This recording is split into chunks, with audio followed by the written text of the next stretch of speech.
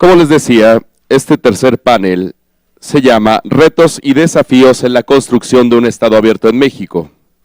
El objetivo es presentar cuál es la perspectiva a futuro para la implementación de prácticas de apertura institucional en el país. Para moderar este espacio, contaremos con la participación de la comisionada doctora María Patricia Cursain Villalobos, a quien le cedemos la palabra.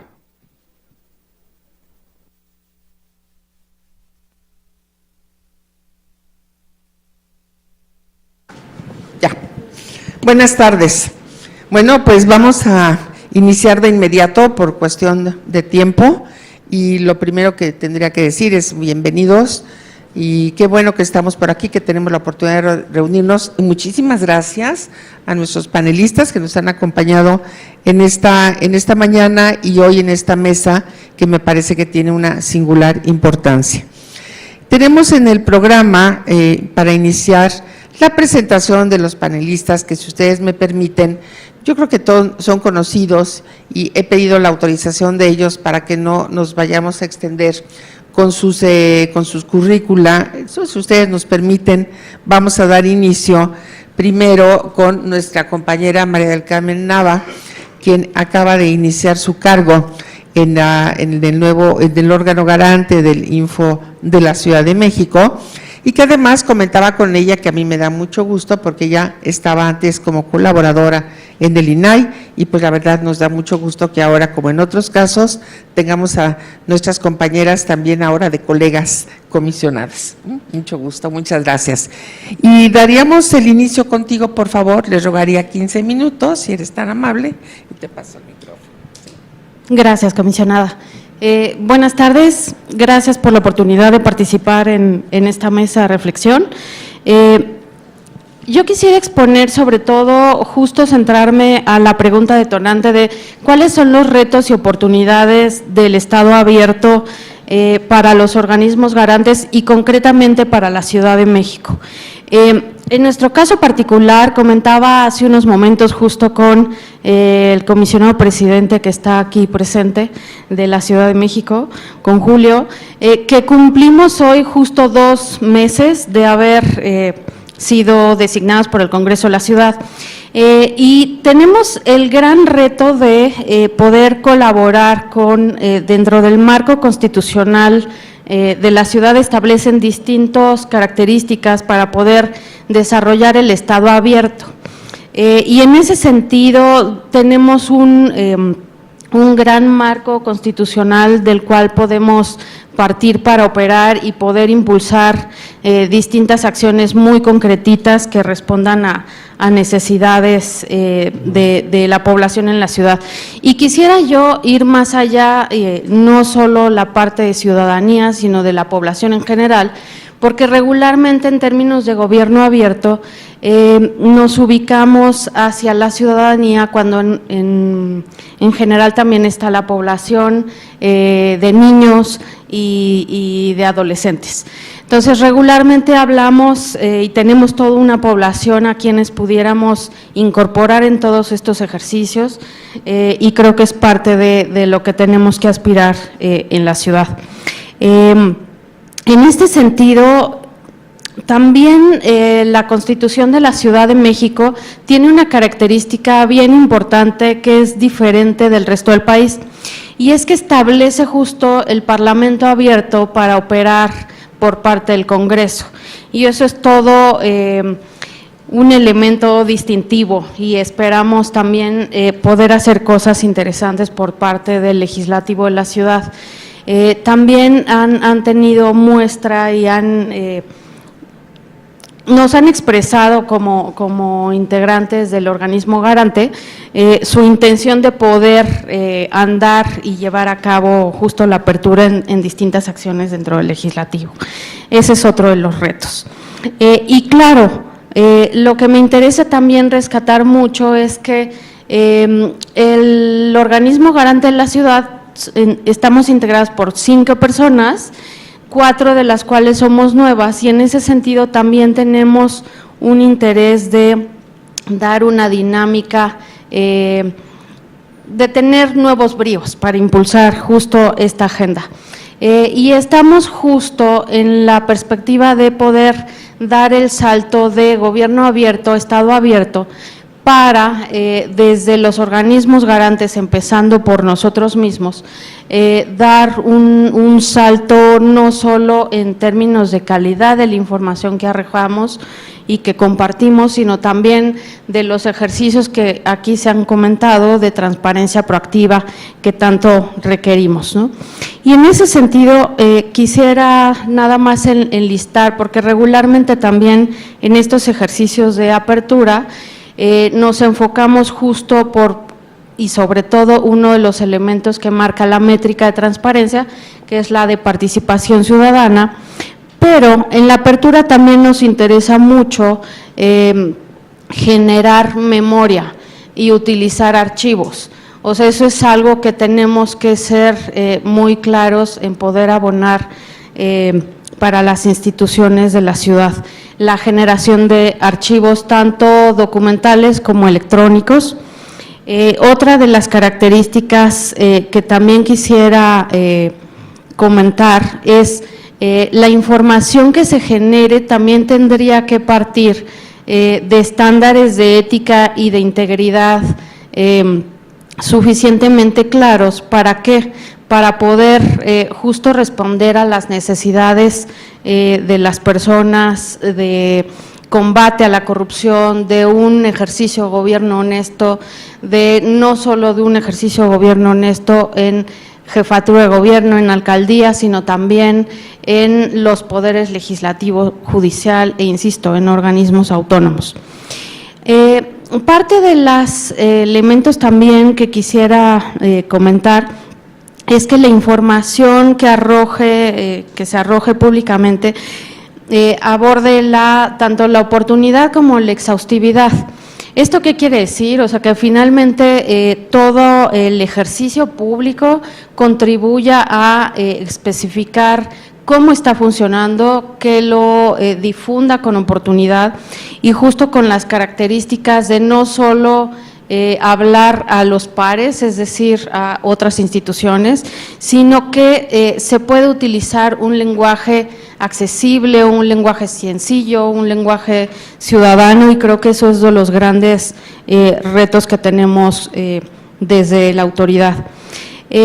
Los datos abiertos, y aquí tenemos a un experto que es Juan Manuel Casanueva, es algo sumamente sofisticado que ojalá podamos llegar a tener bases de datos con justo datos abiertos para poder tener una reutilización de la información, para poder hacer investigación, para poder hacer evaluación de el desempeño de las instituciones.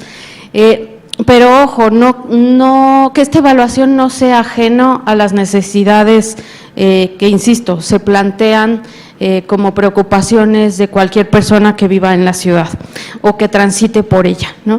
Y en ese sentido, me parece que uno de los retos también que tenemos desde el organismo garante de la ciudad es poder generar ejercicios de retroalimentación para no solo que las políticas públicas que podamos generar o impulsar estén de la mano de lo que consideramos como órgano garante necesario, sino de la mano de la población que transita en la ciudad y que vive aquí en la ciudad. Y en ese sentido, ustedes, y es fundamental, o sea, que nos hagan llegar cómo requieren la información, cómo podemos mejorar en términos de vertirlas a través de sitios web, cómo justo mejorar el lenguaje sencillo y ciudadano dentro del uso de redes sociales. Y aquí quisiera, para no alargar más mi intervención, comentar que hicimos una revisión de la legislación de transparencia de las entidades federativas y tenemos que en el caso de los 33 organismos garantes, ninguno considera el concepto de Estado abierto dentro de su marco legal. En la Ciudad de México esperamos dar en ese sentido un salto sustantivo para justo poder ir tejiendo esta apertura desde todos los poderes y de organismos autónomos. En el caso de dos entidades federativas, contemplan el concepto de gobierno abierto en su marco legal y también cuentan con una área específica. Y solo hay un organismo garante, que es el de Baja California, que refiere dentro de su marco legal, tanto incorpora el gobierno abierto como el parlamento abierto. Entonces, nada más para tener una referencia de hacia dónde vamos como organismos garantes y cómo podemos incorporar justo la apertura del Estado dentro de la misma normatividad, dentro de la misma estructura funcional, y bueno, luego ir tejiendo, por supuesto, con el resto de las instituciones del Estado y de la mano de las personas que interactúan con las distintas entidades federativas. Digo, es lo que yo quisiera resaltar, son suficientes y muchos los retos que tenemos, pero bueno, vamos empezando. Muchas gracias.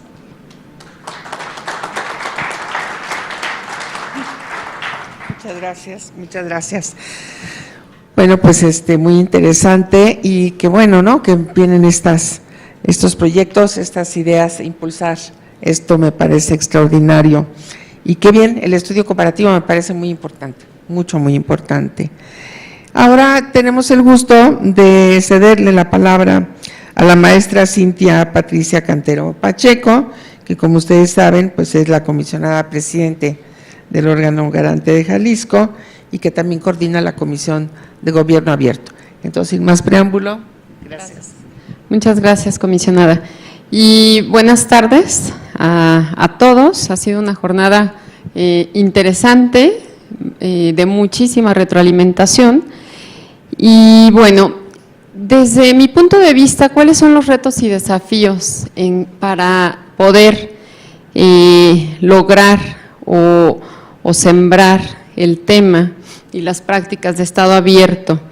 Básicamente, cuando hablamos de Estado abierto, podemos decir que, ya lo mencionaba Ángeles,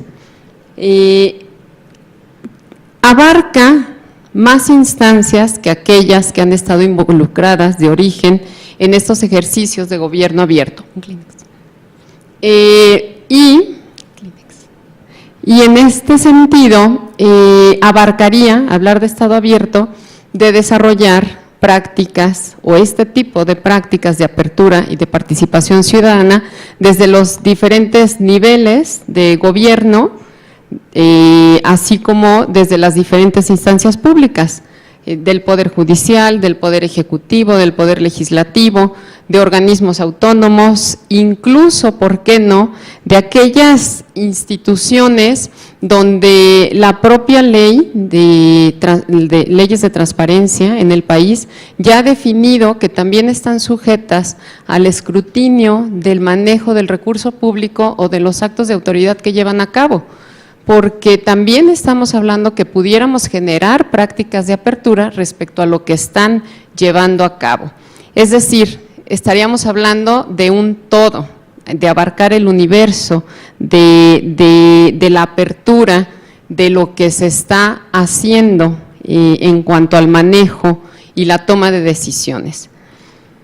Para que gobierno abierto sea básicamente un espacio y se transforme un Estado abierto, implicaría llevar a cabo estas prácticas y estos ejercicios a través de parlamentos abiertos, de justicia abierta, figuras como cabildo abiertos u otras denominaciones, que el centro de esto lo que persigue finalmente es la apertura institucional.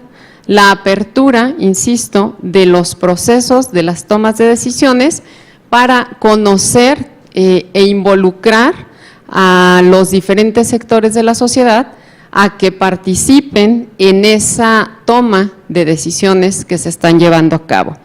Les quiero platicar en el caso de Jalisco.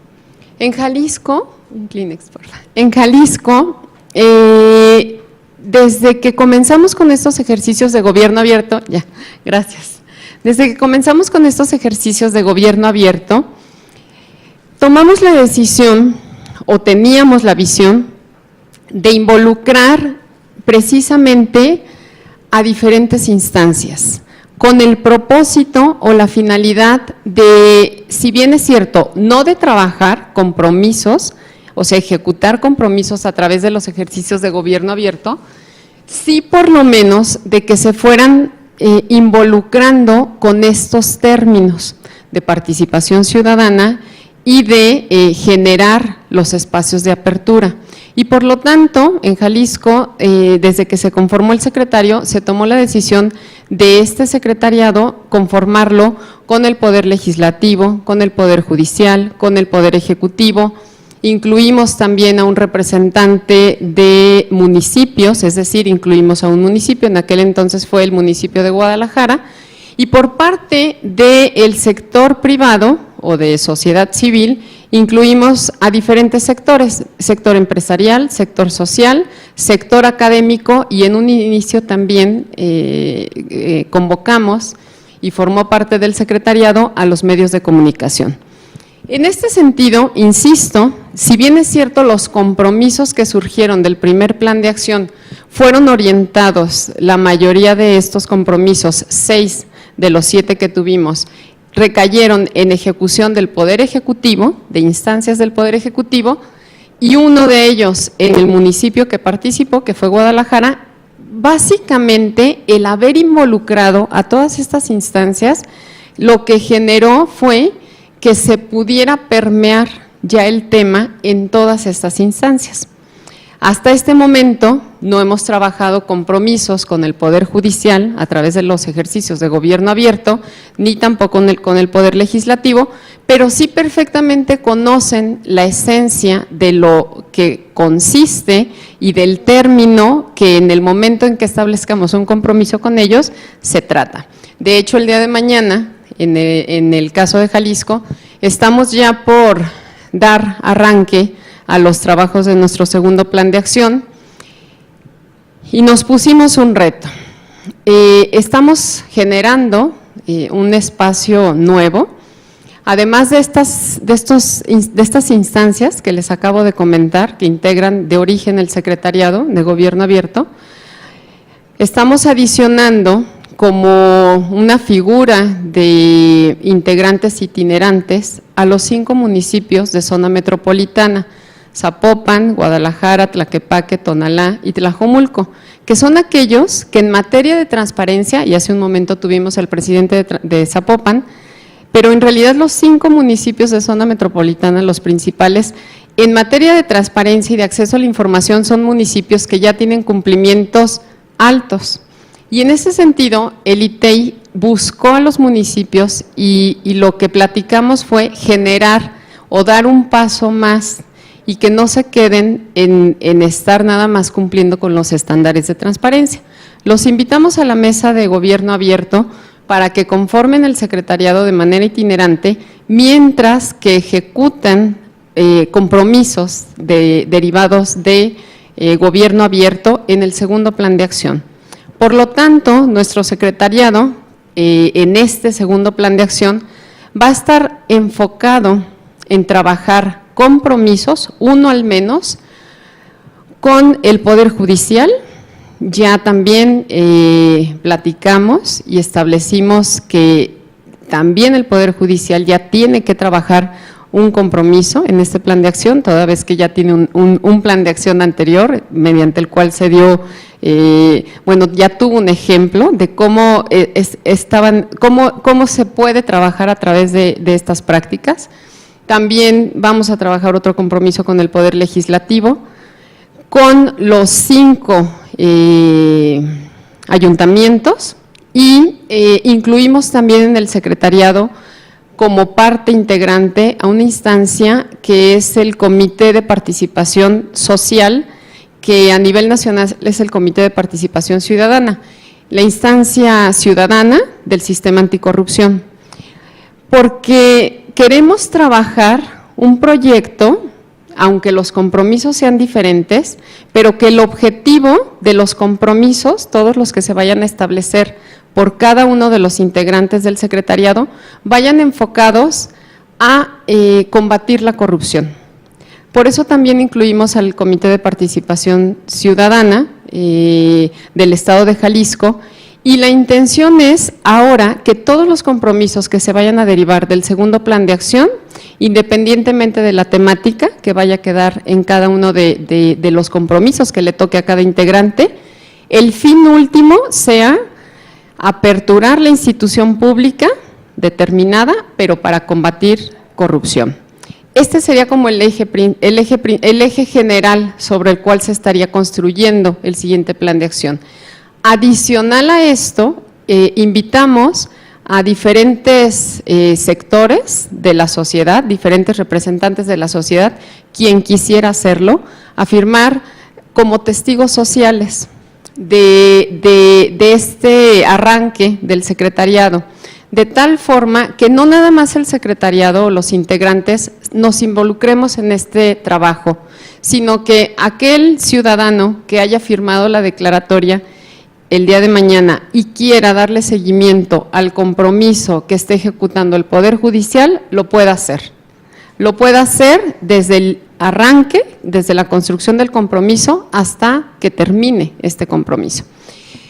Lo que buscamos en el fondo, y voy a abordar ya cuáles son los retos y desafíos que considero se deben de o debemos de orientarnos, sobre todo las instancias públicas, es permear y llevar a cabo, llevar este tema a todas las instituciones públicas, porque no es una temática que deba de estar concentrada en los poderes ejecutivos, sino que debe de familiarizarse con toda la función pública.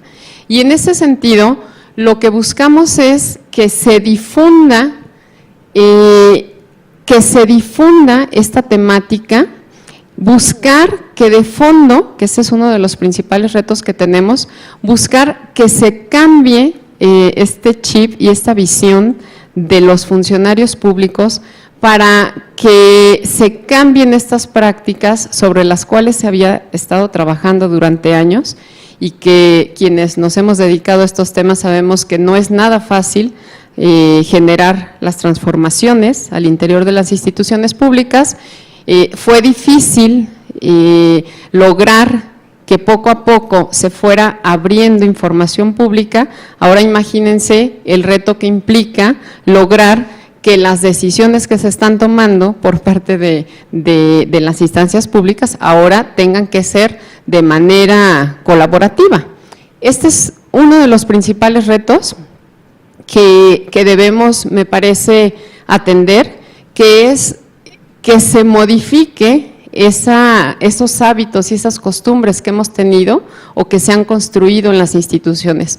Otro de los grandes retos considero que son el capacitar y el llevar este tema a toda la estructura de las instituciones públicas, porque si bien es cierto, y lo comentó hace un momento también el presidente de Zapopan, puede llegar un presidente municipal, puede llegar un gobernador y tener completamente esta visión, pero si esta visión y esta forma de querer hacer las cosas no permea en toda la institución, siempre va a encontrar un eslabón de la institución que va a impedir que el objetivo final se logre. Entonces, consideramos que algo que tenemos que hacer es también, no nada más que sea un acto de buena voluntad del titular de la institución o de algunos elementos, sino que poco a poco se vayan generando algunos ajustes institucionales que a las propias estructuras organizacionales de las instituciones les genere comenzar con estos nuevos procesos de construcción de participación de la sociedad. Me parece que es algo en lo que debemos de trabajar, que se había estado evitando, pero finalmente si los procesos mediante los cuales llevamos a cabo las actividades de las instituciones públicas no están orientados a generar esta participación, finalmente van a seguir quedando estos espacios de que queden a voluntad de los que lleguen o de las personas que estén en un momento determinado y no que se vayan generando procesos institucionalizados. Y por último, también pues generar estas capacidades tanto en la sociedad como en las instituciones. ¿Capacidades en qué sentido? Capacidades también de participación. Me ha tocado pues ser testigo de cómo en diversos ejercicios en los que se intenta construir una agenda común, se rompe esta agenda y me parece que algo que debemos de generar es el diálogo, de prevalecer, es este diálogo, pero también las instituciones debemos de buscar esos espacios de construcción. Hay una gran mayoría, y también este es uno de los resultados que la métrica arrojó, hay una gran mayoría de ejercicios que se colocan en diferentes instituciones públicas, pero en realidad en su mayoría se realizan para simular esta participación de la sociedad, sin que tengan un efecto real de cambio en la institución o en lo que se pretende generar. Y me parece que uno de los retos que debemos de buscar es también monitorear qué es lo que se está haciendo con esa participación que se está haciendo por parte de la sociedad. En la medida en la que la sociedad evidencie que su participación está teniendo injerencia en un cambio o en lo que en el fin en el que quiso participar, en esa medida también vamos a lograr que participen más sectores de la sociedad, porque generalmente no sé, me parece que lo que ocurre es que participan los mismos sectores, los mismos grupos de ciudadanos. Y lo que me parece que con esta agenda debemos de hacer es buscar mecanismos que incentiven a participar a más ciudadanos. Existe una gran apatía por parte de la sociedad en participar, porque en el fondo no tienen confianza en que su participación en realidad va a generar incidencia. Entonces, creo que son de los elementos en los que debemos de focalizar los esfuerzos para la construcción de esta agenda de Estado abierto. Muchas gracias.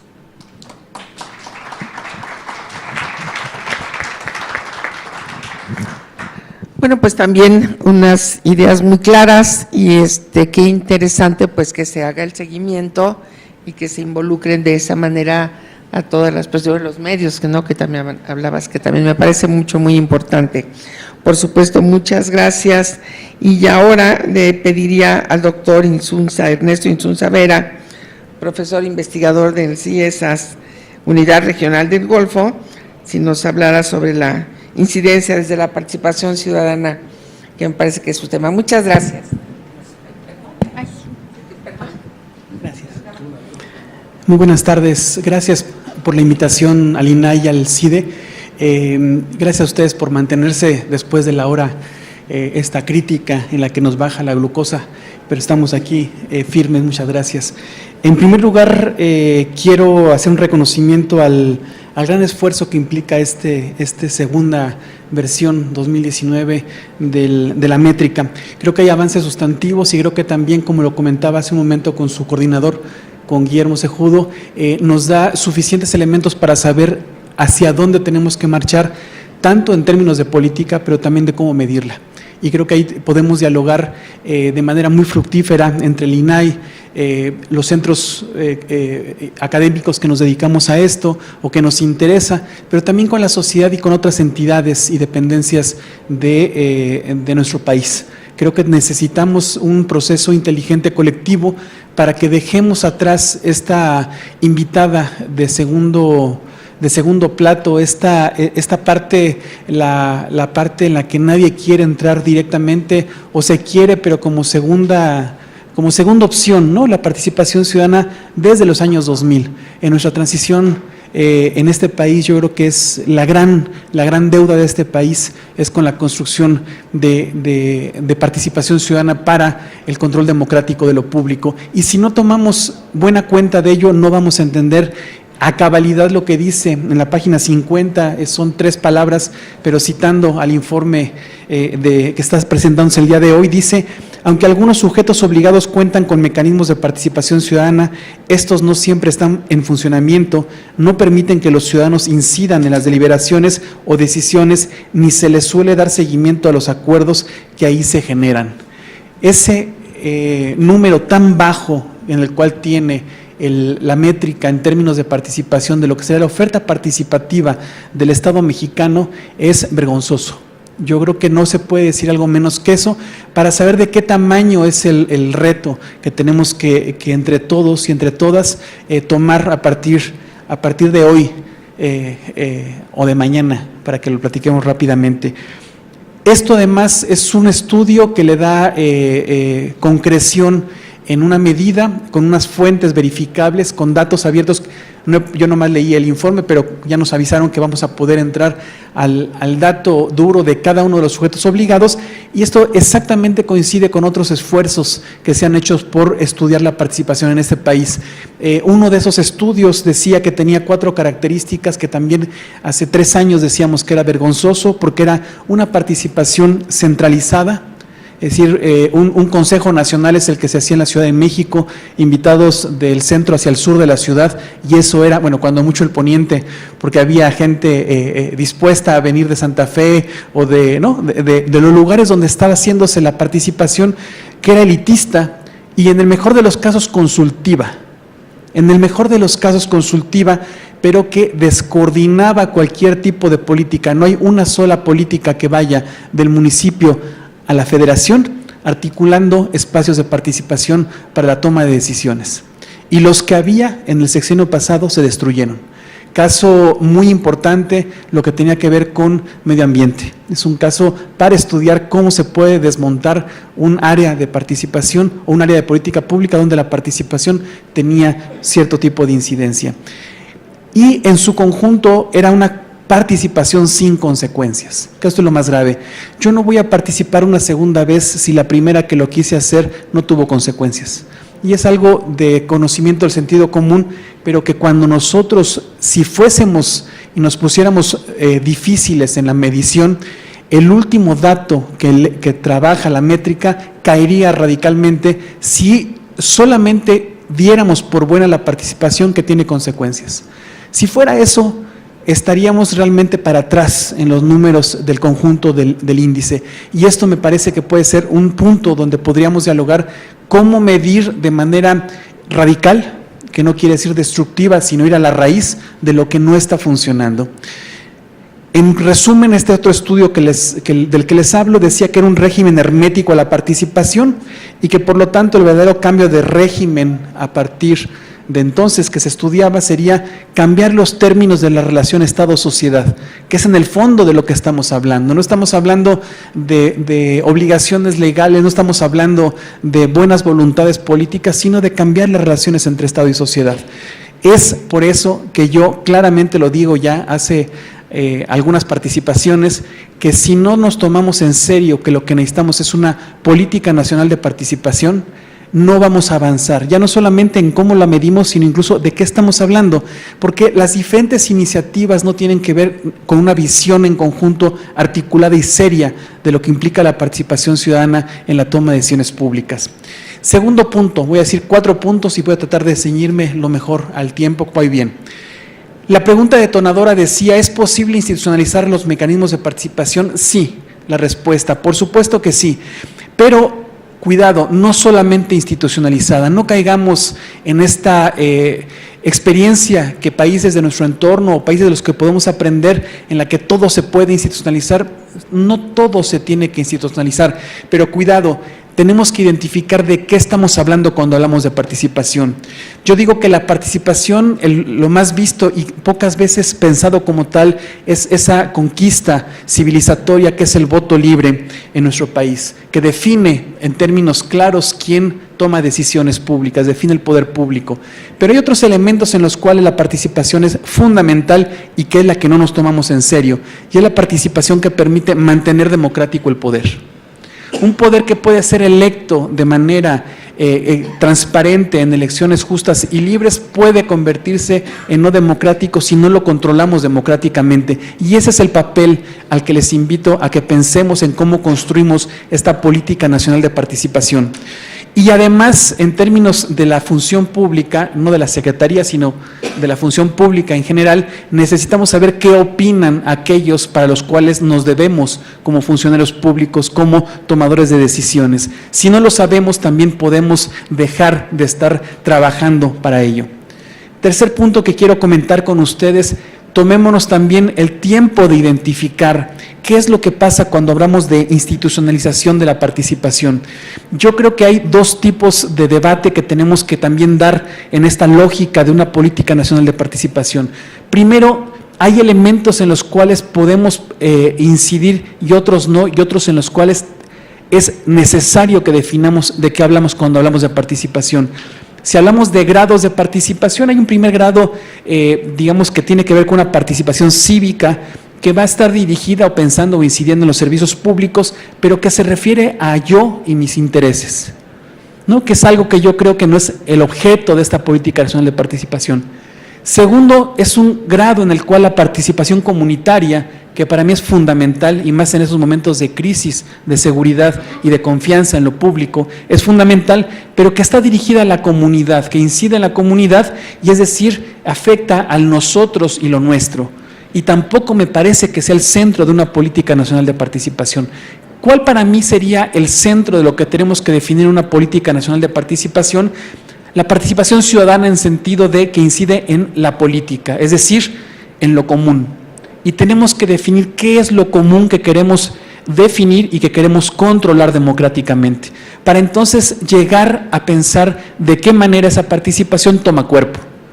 Muchas veces estamos pensando en participación en cosas tan diferentes que no podemos llegar a acuerdos de cuáles son los principios para hablar de esta participación. Y podemos hablar desde consulta y diálogo hasta decisión y vigilancia. No es la única forma de organizar, digamos, que las formas de participación, pero creo que es una manera útil, digamos, que nos une y no nos separa, ¿no? En términos de cómo pensamos la participación. Y ahí paso al tercer punto que quiero, son 4, y creo que voy bien, sí. Soy un obsesivo de no tomar más tiempo del que me dan, así que vamos ahí. Tenemos entonces nosotros el cuarto punto, el tercer punto, que precisamente es dirigiéndonos a pensar que lo que necesitamos es una política nacional de participación que se dirige a lo público, que incide en la política. Pensemos en estas diferentes maneras en las que la ciudadanía, la sociedad o el pueblo, como lo decía Robles Maluf hace un momento, ¿no? Lo popular, el pueblo, va a tomar un tipo de relación con el Estado, con lo público, con el poder público. Y ahí yo creo que entonces diferentes dispositivos de participación pueden ser más o menos adecuados a lo que somos, a lo que queremos ser y a lo que francamente difícilmente podremos llegar. Es decir, tenemos que tomar en cuenta experiencias propias, que tenemos muchísimas, muy valiosas. Tenemos que ver lo que no ha funcionado, radicalmente no ha funcionado, y también tenemos monumentales ejemplos en México de cosas que no funcionan, con PLADE, pero yo también diría contrariedad social. Y no lo digo porque sí haya ido función pública, sino porque es el ejemplo de estudio de cómo podemos pervertir una institución y convertirlo en un formato que no sirve prácticamente para nada, ni para la ciudadanía, ni para el servidor público, la administración pública. Nadie toma en cuenta lo que ahí sucede. Entonces, con esos ejemplos les quiero dar, o con esas ideas les quiero dar 4 ejemplos de cómo y en qué estoy pensando de modificar los términos de lo que sería una política nacional de participación. Primero, Yo creo que hay que definir, como se dijo en una de las mesas anteriores, áreas de política pública estratégicas en las cuales nos pegue, entre comillas, a la mayoría de los ciudadanos o que nos importen más que otras, y en esas tendríamos que tener la valentía de construir un sistema de participación que vaya de abajo hacia arriba. Porque el gran problema es que nosotros estamos acostumbrados a construir de arriba hacia abajo. Nombro a 5 o 6 o 7 notables de cualquier tipo de institución, a dedo, ellos van a nombrar a otros en el mejor de los casos y se acabó. Y lo que pasa de abajo para arriba ni siquiera nos lo planteamos como una debilidad estructural de nuestro sistema de participación. Y ahí tenemos un ejemplo que yo llevo ya tiempo insistiendo y no me cansaré de insistir, porque con todos sus problemas, los sistemas en nuestro entorno nos dicen cosas y nos pueden ayudar a pensar cómo hacemos nuestro propio sistema nacional o nuestra política nacional de participación. En términos de política pública estratégica, pongo ejemplo, educación, salud, seguridad pública, agua potable, son las que siempre pongo como ejemplo, los consejos gestores de política pública brasileños y las correlativas conferencias nacionales de política son ejemplos muy largamente practicados con sus pros y sus contras, pero largos pros, muy profundos pros que tendríamos que tomarnos en serio. Es de abajo hacia arriba, se piensa la política pública como sistema, obliga a que haya diálogo público y decisiones también tomadas públicamente y necesita, por ejemplo, como en el caso brasileño, una decisión del Poder Ejecutivo. Y, por ejemplo, como pasó también en Brasil, con zanahorias para que desde los municipios, los estados de la federación y la federación se articulen en un sistema nacional de participación.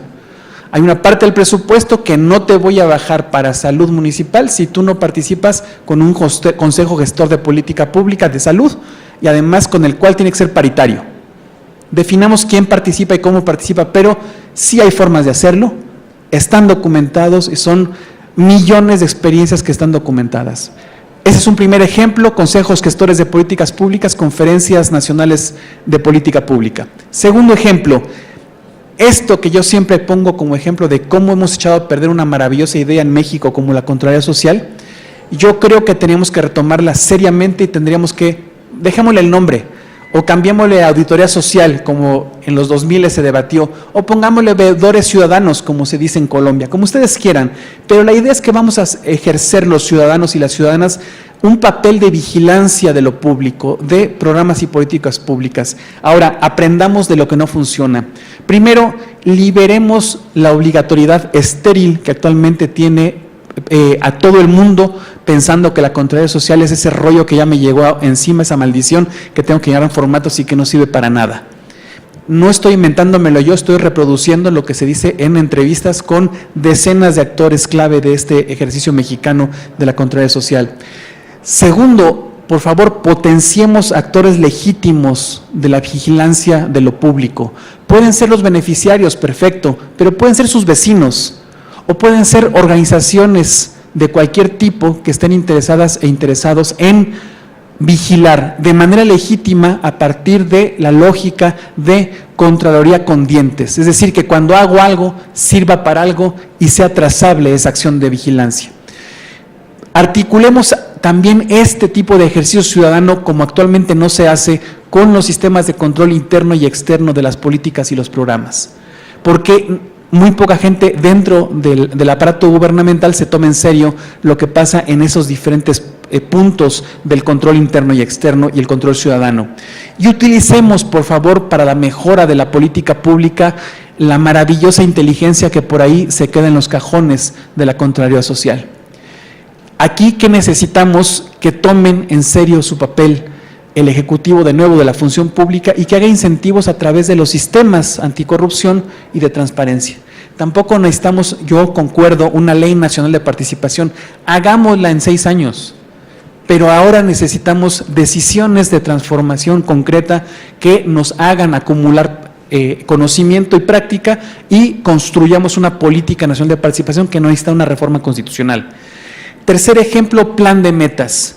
Es sorprendente que haya ejemplos documentados en los cuales lo que se convierte de una apuesta de un partido que gana las elecciones y lo traduce en un plan, no se traduzca, por ejemplo, en una planificación y un control democrático de la gestión. Nosotros como ciudadanos prácticamente es imposible que eso que son los planes de gobierno podamos darle seguimiento en el espacio y en el tiempo de manera concreta a esas acciones en las cuales se traduce rollo o estrategias en bienes y servicios públicos. A mí me dicen lo que va a pasar en salud y yo no sé cuándo lo van a hacer, en dónde se va a aterrizar, en qué momento se va a hacer. Esto no es un invento académico, esto se hace desde 2008 en la ciudad de Sao Paulo, del tamaño de esta ciudad, tampoco estoy hablando de un pueblito perdido por ahí, tan complejo como la Ciudad de México, se hace desde el 2008 en Sao Paulo y en varias ciudades brasileñas y argentinas sobre todo. Plan de metas que permite tener con una lógica, e insisto, que las acciones se convierten en metas cuantificables, en las cuales en el espacio y en el tiempo podemos ver qué bienes y servicios van a salir de la acción gubernamental, y puede ser municipal, estatal o federal. Y cuarta, y con esto cierro las 4 experiencias para pasar a lo que sería una breve conclusión. La cuarta forma en la que también creo que el día de mañana podría implementarse, porque ya se implementó en 2 ayuntamientos de este país, es lo que se conoce como plataforma Decidim o Decidimos o Decide, en este caso Decidim Barcelona, que fue el ejemplo, que se pudo traducir entre comillas, a Decide Veracruz y a Decide Mérida. Y es una plataforma en la cual es una infraestructura digital para la participación democrática. Esa plataforma define actores participantes que pueden ser individuales o colectivos y los administradores de esta plataforma. Esta plataforma no es que se acabó la participación cara a cara, no.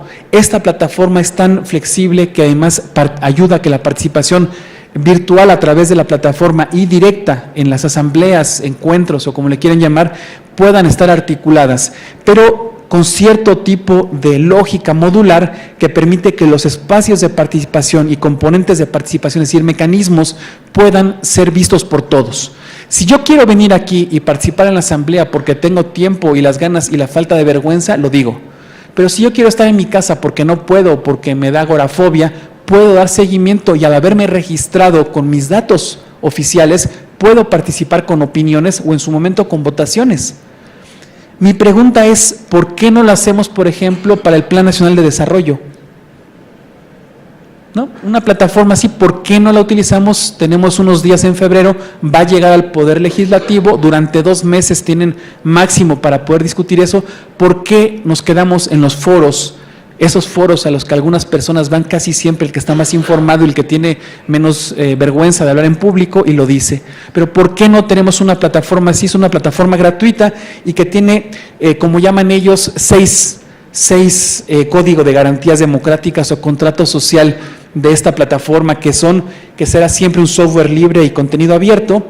Está basado en la transparencia, la trazabilidad y la integridad.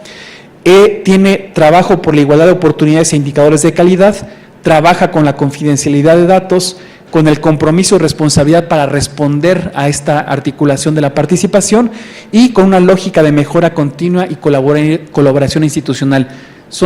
Es una plataforma gratuita, que siempre permanecerá gratuita, que está funcionando en decenas de municipios y de espacios de gobierno reales hace varios años y que en México ya tenemos 2 ejemplos para ver lo que se puede hacer. Entonces, ante la pregunta, ¿se puede? Sí, definiendo, se puede materializar la participación, por supuesto. Necesitamos tomar decisiones y pensarlo como una política general, como una política nacional. Yo creo que no tenemos que repetir la experiencia de hacer primero un programa federal y luego nacionalizarlo, no. Tomemos al toro por los cuernos, valga esta figura, en la cual ahí están los datos de la métrica. Ahí hay estudios que dicen que es insostenible lo que estamos haciendo como relación sociedad-estado para hacer una política nacional de participación. Termino con 5 reflexiones muy rápidas en términos de conclusiones. Primero, la participación no es un punto que tengamos que llenar en aquello que se ha conocido como gobierno abierto. Si es eso, sería entonces, llamémosle gobierno abierto y democráticamente controlado. Eso es de lo que estamos pensando. Tenemos que pensar la participación como la lógica, insisto, para mantener democrático el poder. Segundo punto, tenemos datos suficientes para pensar que la participación es el punto crítico de nuestra transición política. No tenemos ya forma de no verlo. Si no ponemos tiempo y esfuerzo público y privado de instituciones que toman decisiones, de instituciones garantes, pero también de instituciones académicas, a plantearnos seriamente una política nacional de participación, vamos a perder una oportunidad histórica para poder hacerlo. Tercero, la consecuencia lógica de darnos cuenta de estos datos es que tenemos que hacer una política nacional de participación. Cuarto, recuperemos experiencias propias, pero también de entornos cercanos y claramente innovadores. Yo creo que es fundamental que no desperdiciemos experiencia y tampoco el tiempo. Creo que hay formas que podemos discutir racionalmente de cómo hacer cierto tipo de innovaciones estratégicas para que demos un salto de calidad en corto tiempo. Y por último, la forma es fondo. Yo estoy completamente convencido que el fin no justifica los medios, sino al contrario, los medios definen el fin. Los medios perfilan ese fin, los medios moldean ese fin. Si nosotros no tomamos en serio la manera en la que estamos trabajando la participación, el fin va a ser otro periodo en el cual nos demos cuenta que midiéndolo estamos con una gran deuda para la transición política en este país. Muchas gracias.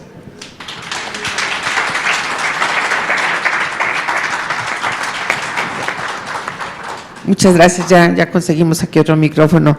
Bueno, pues muy interesante, por supuesto, y con estas cantidades de propuestas, sobre todo en algunas de ellas que ya se tienen las experiencias y que se pueden hacer comparativos y se pueden hacer realmente los ejercicios de saber hasta qué punto puede traerse a otra comunidad, a otro país, en otra sociedad, en otro contexto, aun cuando hay elementos, por supuesto, muy comunes, ¿no? Muchísimas gracias.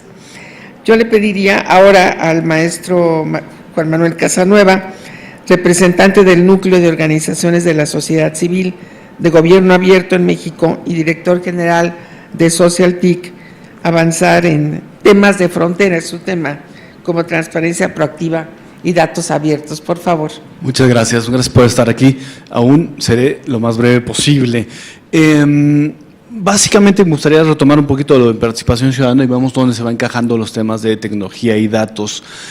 Algo que ha sido muy positivo, y voy a empezar con las oportunidades y lo positivo y luego nos metemos en los retos, de los últimos 2 años en donde por lo menos a nivel del proceso nacional de gobierno abierto ante la AGA, se ha mantenido totalmente congelado por el contexto de espionaje, por la falta de confianza con el gobierno federal, la administración pasada, es que hemos tenido conversaciones, talleres, foros con grupos de sociedad civil participando en los procesos estatales.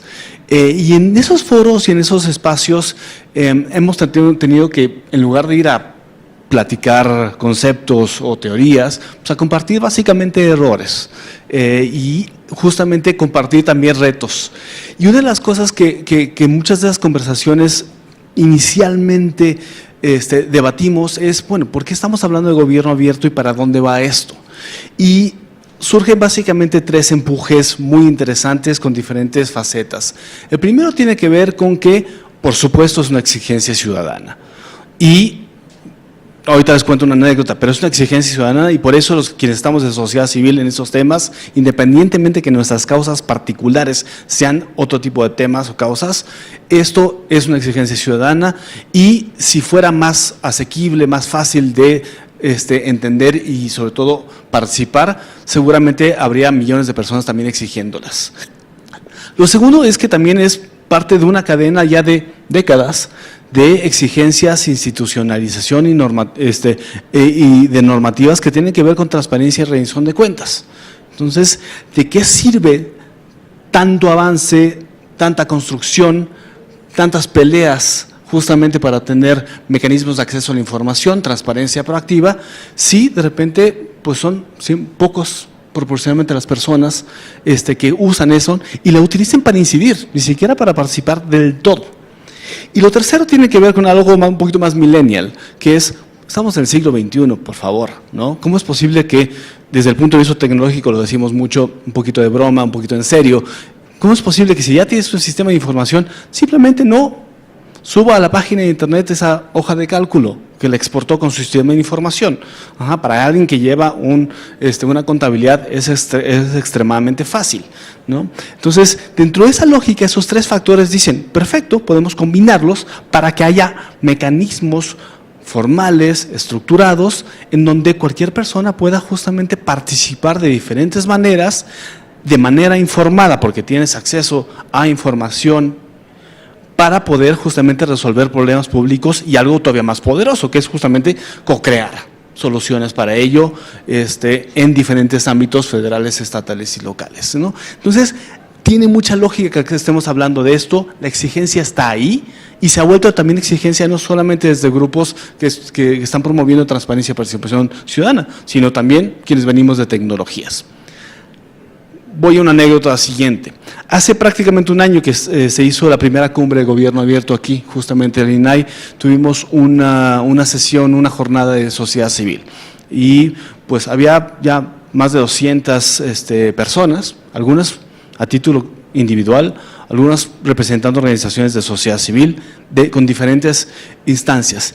Y pusimos en una lógica más para sentir las motivaciones de esos participantes, diferentes espacios para saber dónde estaban sus principales retos y desafíos. Y un espacio era, por ejemplo, ¿cómo puedo abrir a mi gobierno nacional, estatal, municipal? Un segundo era, ¿cómo puedo participar en los procesos de gobierno abierto que ya existen? Otro era, ¿cómo sensibilizo sobre la apertura gubernamental? Otro era, ¿cómo creo un plan de acción y unos compromisos? Y cerraba diciendo, ¿cómo monitoreo todo este rollo? Mayoritariamente, los retos y los desafíos y en algunos casos las angustias estaban en los primeros dos, especialmente el primero. Seguimos hablando que a nivel, por lo menos de ese grupo de sociedad civil, decíamos, ¿yo cómo le hago para abrir a mi gobierno? Y hubo conversaciones sobre cabildos, hubo conversaciones sobre presidentes municipales a nivel estatal, mecanismos estructurados, pero también no estructurados de apertura. Y aquí regresaba en la parte positiva, no tanto de los desafíos, porque se imaginará el nivel de catarsis que hubo en esa sesión y de frustraciones. Pero en la parte positiva veíamos que muchas veces los procesos que sí se iban abriendo, en donde en el mejor de los casos se estructuraban mecanismos de gobierno abierto, como es el proceso estatal de gobierno abierto que ha impulsado el INAI, o algunos otros, dependían muchas veces de voluntades políticas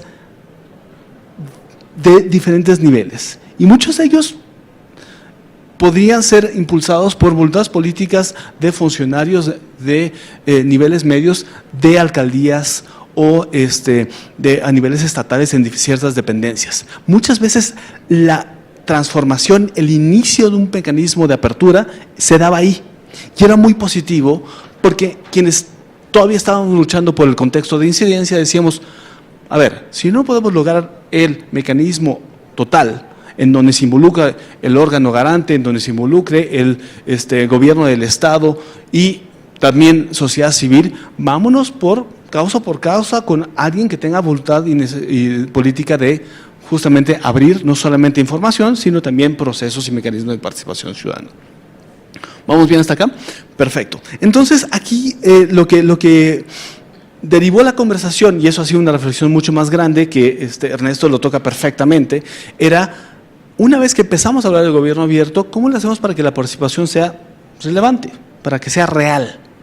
Y desde el lado, muchas veces, de sociedad civil decíamos, sí, queremos que los mecanismos de participación sean estructurados, que definan para qué vas a estructurar, cuál es el impacto de eso, que va a ser real, que realmente tenga consecuencias, para que así nos podamos creer el juego de la participación. Si no, no nos jugamos.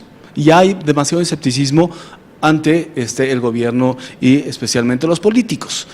Y aquí metíamos dos elementos, sí que sea real, que sea estructurado y también que sea realista.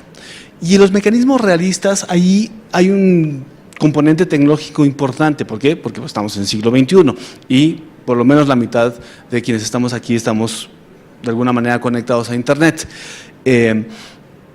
Y el tema realista es que no podemos participar con las estructuras y con los mecanismos que muchas veces nos están poniendo.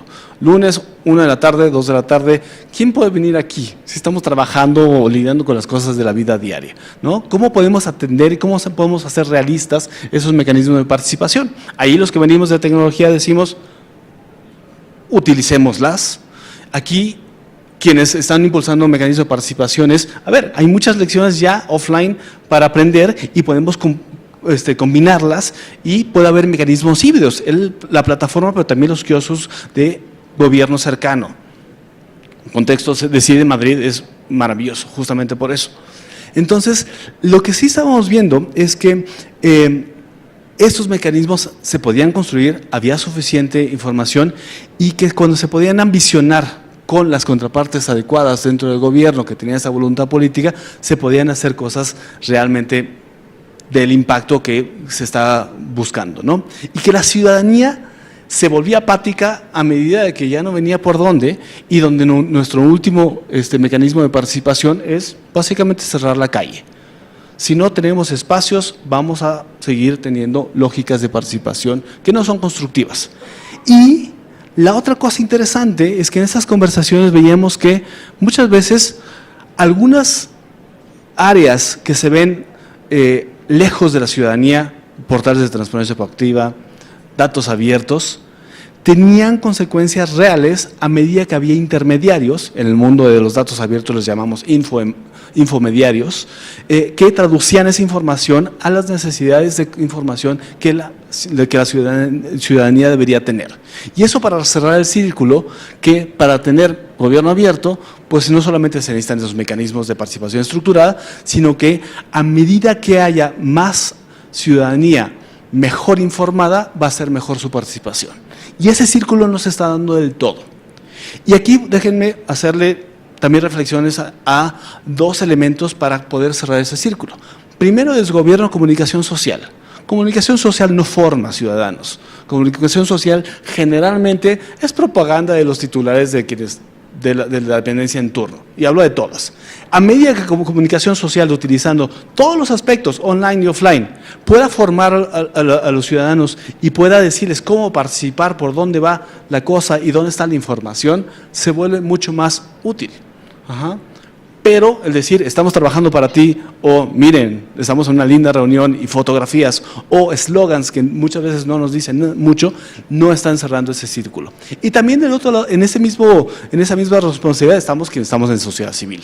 Tenemos que ser justamente ese vehículo que a falta de estos mecanismos de formación podamos habilitar de manera estructurada para que la ciudadanía sepa dónde participar, qué mecanismos hay, con qué información tenemos, en el peor de los casos, para hacer incidencia. Y en esos casos, pues muchos de nosotros estamos aquí.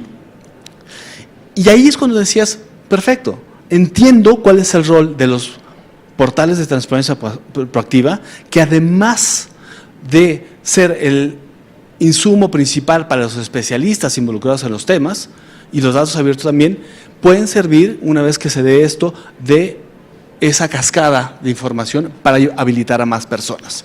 Y ahí también desde sociedad civil decimos, ¿cómo le hacemos para no solamente hacer reportes, informes, sino que podemos habilitar eso?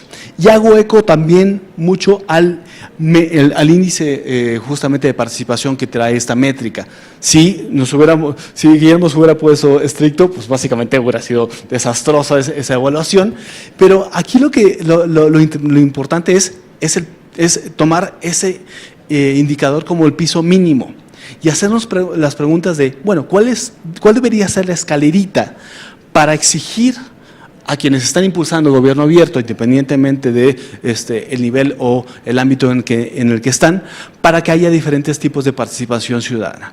Uno de los elementos que nos ha servido mucho desde la sociedad civil aclarar es que hay diferentes tipos de participación y habrá mecanismos en donde la consulta es importante, fundamental, pero habrá otros en donde la deliberación es algo relevante, y habrá otros en donde sí tenemos que co-crear, y eso es un nivel máximo, y que muchas veces los mecanismos o los elementos alrededor del gobierno abierto, transparencia, rendición de cuentas y tecnologías, son quienes deberían habilitar a que eso sea posible. Si los dejamos aislados, la verdad no podemos cerrar ese círculo. Y cada vez que nos metemos a temas de vanguardia, etcétera, muchas veces desde el ámbito tecnológico creemos que lo podemos resolver todo. Plataformas son relativamente ya fáciles de hacer. Sí, hay que contemplar muchos detalles, protección de datos, participación efectiva, pero regresamos siempre a las cuestiones más básicas de diseño, de participación, regresamos a lo más básico de que se entienda y que sea amigable una plataforma y que sea pegada a la realidad. En un último conversatorio aquí sobre parlamentos abiertos, yo les ponía de ejemplo el sitio de Parlamento Abierto de Canadá, ¿sí? Porque justamente uno llega a ese sitio y hay un buscador. Y es así, pero ¿y dónde están las fotos y las pantallas y los menús interminables de todos los congresos que conocemos? Sí, usted busque. Usted es un ciudadano del siglo XXI que lo primero que hace ante la curiosidad es buscar. Le hicimos una plataforma para que usted busque y ya te va llevando. Ajá. Y de repente vas a segundos niveles y dicen, no, participa para esto. Puedes construir leyes, puedes participar opinando, puedes participar votando. Hay diferentes mecanismos de participación, en ese caso a nivel legislativo. Y esto se puede incorporar y el punto de entrada, a diferencia de hace 10 años, es mucho más fácil. Lo que se nos está olvidando muchas veces desde los esfuerzos más tecnológicos de gobierno abierto es que lo importante no es la tecnología, es que existan los elementos para que la ciudadanía, sepa que existen esos mecanismos, los mecanismos sean reales y realistas, y después haya todo un mecanismo que pueda habilitar a que esa participación llegue a algún lado.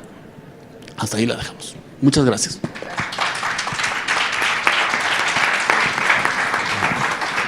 Bueno, también pues por supuesto escuchamos unas opciones y un análisis muy claro, muy interesante y demás.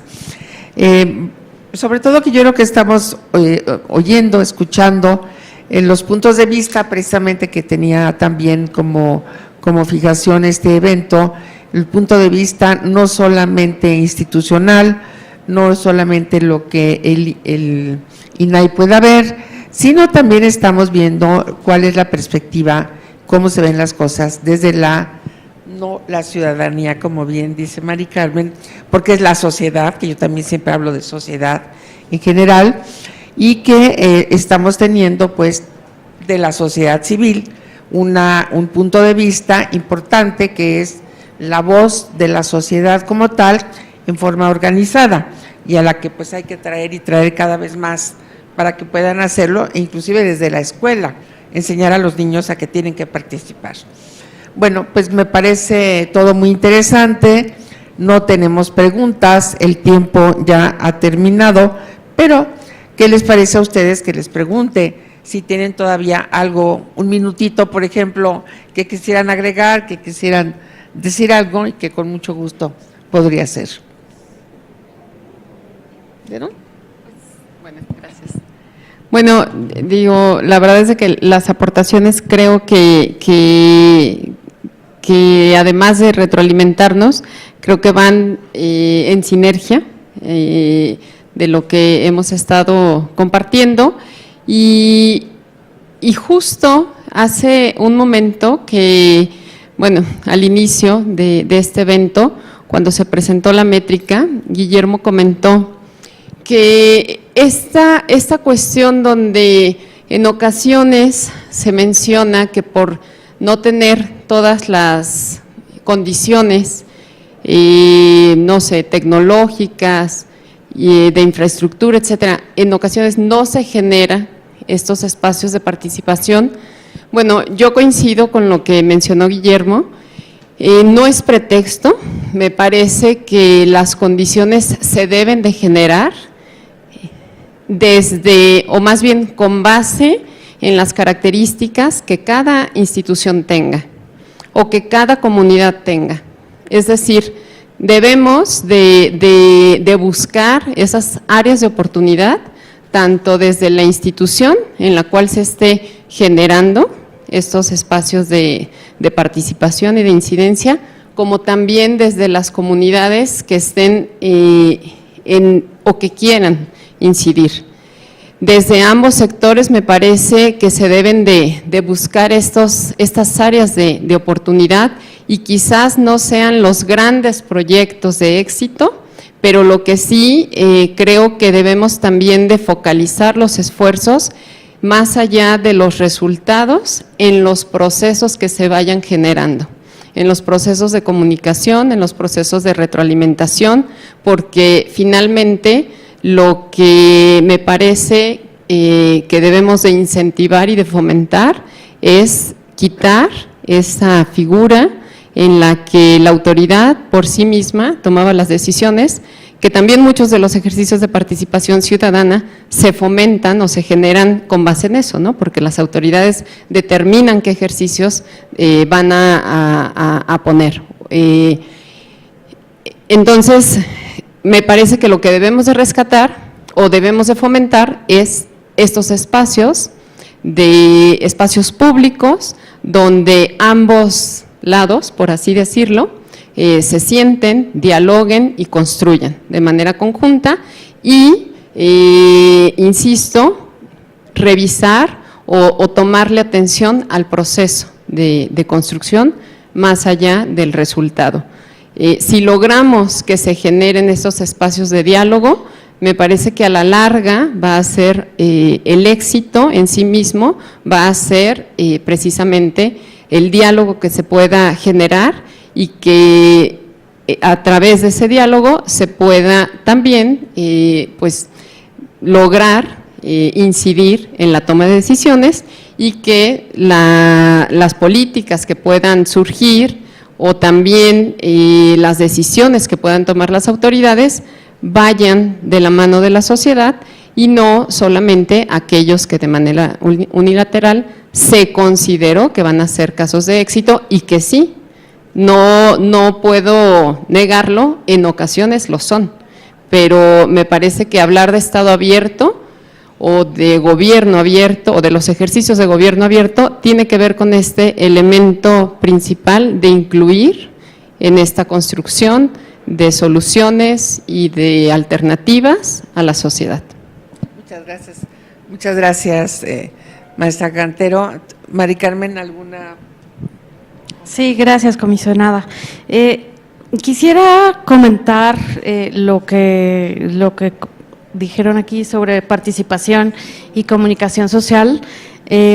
Justo yo preguntaría, en términos de apertura, las instituciones a quienes les hablamos, o sea, en términos de comunicación social no solo es la fotografía de servidores públicos, sino cómo utilizamos las redes sociales. Y aquí incluso hicimos igual una revisión de cómo utilizan las redes sociales los organismos garantes y también hay toda una zona de oportunidad. En solo 5 entidades federativas utilizan 4 redes sociales que existen, que es Instagram, YouTube, Facebook y Twitter, si estamos considerando estas. En una entidad federativa solamente utilizan Facebook y en 3 solamente Twitter. Y eso, digamos, solo los usuarios de redes sociales. Ahora yo preguntaría, ¿y le hablamos a la población adulto mayor? Yo creo que aquí habría que tener una sensibilidad y eso es parte de igual los retos que tenemos como instituciones, es a quienes le hablamos en términos de comunicación social y en términos de las campañas de difusión. O sea, estamos justo con una brecha generacional en términos de tecnologías de información. También estamos hablando de que en México tiene una población de 1 de cada 2 personas está en situación de pobreza. Entonces, ¿cómo estamos llevando justo el acceso a la información como un derecho llave para el resto de los derechos? ¿No? Derecho a la salud, derecho a cuestiones laborales, en fin, hay insisto, todo un sinnúmero de retos que tenemos, y al final es cómo estamos utilizando los recursos públicos, cómo estamos generando la participación tan necesaria, más allá de que en efecto puede haber todo un grupo grande de personas interesadas, especialistas en participar en la cosa pública, pero también hay toda una población que no, o sea, está preocupada por tener y generar alimentos en el día a día. Entonces, uno de los grandes retos es cómo incorporamos justo a toda esta participación y necesidad social. Entonces, sí tenemos muchos retos en torno a la apertura del Estado, en torno al uso de los recursos, al final de comunicación social, a quién estamos comunicando, cómo estamos orientando las campañas. Entonces, más allá de que sí es indispensable tener un seguimiento de evaluación de desempeño institucional, pues qué beneficio público estamos dejando, y creo que ese es el gran reto social que tenemos, ¿no? Muchas gracias. Rápidamente, yo creo, quería nada más dos cosas que se me quedaron fuera, yo creo que de las innovaciones en las que estoy pensando para que los medios efectivamente vayan moldeando hacia dónde construimos soluciones, tiene que ver con ciertos principios que las tecnologías nos permiten con un costo muy bajo y con una posibilidad de impacto muy alto. Una es el tiempo, ¿no? El tiempo de respuesta y de construcción del dato conforme se va haciendo la política o la decisión, y que eso permite no solamente prevenir lógicas de esconder información y disimular, ¿no? Que lo hace más difícil cuando lo aplicas a las soluciones tecnológicas, pero que efectivamente son más políticas, ¿no? El cabildo abierto que se hace años en un pueblito cercano de la capital en Teocelo, en Radio Teocelo, pone a las autoridades a dialogar directamente a partir de un micrófono que difunde en AM, ¿no? Y que pone y sienta en un cabildo abierto efectivamente a ciudadanía y poder público.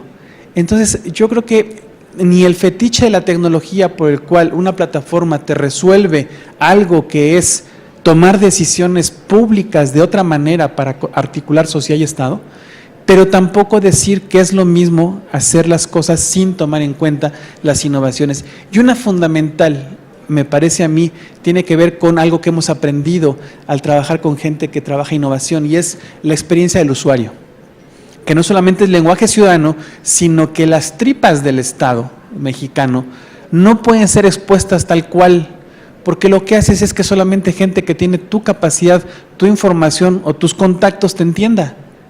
Y muchas veces tus contactos son gente que tiene la capacidad de un director general, el único que entiende cómo buscar en las plataformas que están hechos para el que hace la información y no el que la necesita, el que la consume o el que la va a utilizar. Entonces, ese tipo de diálogo entre tecnología y política, que no es tecnopolítica en el sentido de que Internet nos va a resolver todo, no, sino que es efectivamente diálogos de gramáticas diferentes para poder mantener democrático el poder, controlar democráticamente el poder, que yo creo que es lo que es el punto intermedio donde nos encontramos unas y otras experiencias, ¿no? Y yo rapidísimo, para ya irnos a comer, un comercial / reflexión. Ahorita ya están abiertos dos ejercicios que es básicamente el mismo, que se llama el rally de datos a la calle, que es el rally de obra pública. Y básicamente ahorita ya lo está haciendo la Secretaría de Hacienda, como hace 3 años también lo ha hecho, y también lo está haciendo Transparencia Presupuestaria de la Ciudad de México.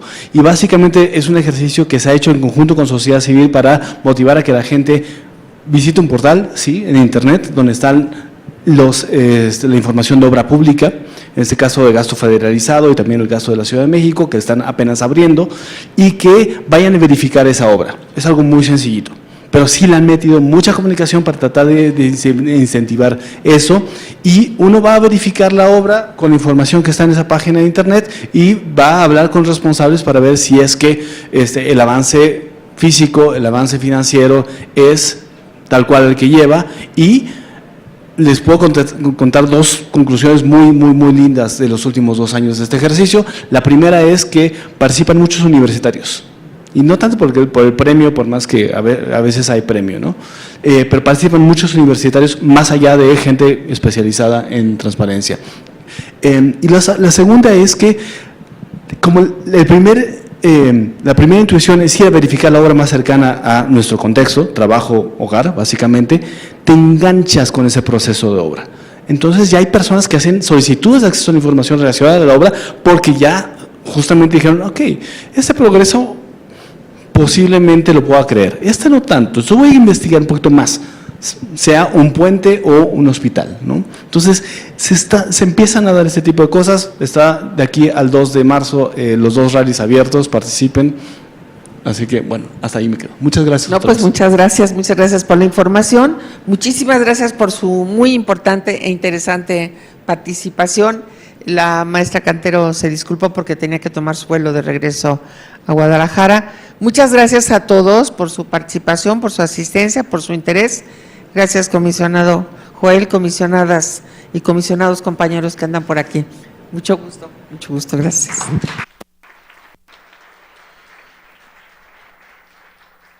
Muchas gracias, INAI.